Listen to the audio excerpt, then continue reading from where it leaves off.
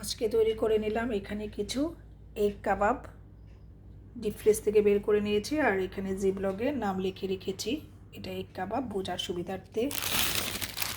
এখানে এগুলা deep froze হয়ে গিয়েছে।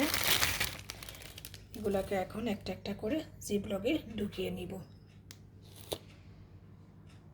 আজকের দিন পর থেকেই ইনশাল্লাহ রোজা শুরু হবে। সবাইকে মাহে রমজানের শুভেচ্ছা।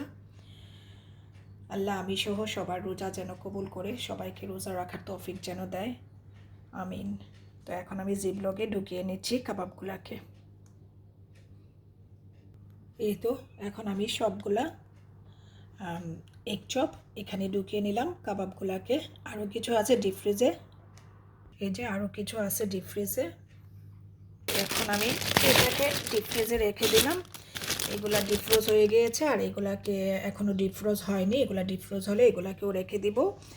আর এই সব কিছু রেসিপি কিন্তু আমার ইউটিউব চ্যানেল এবং ফেসবুক পেজে দেওয়া আছে, কিভাবে তৈরি করি, চাইলে কিন্তু সেখানেও দেখতে পারেন।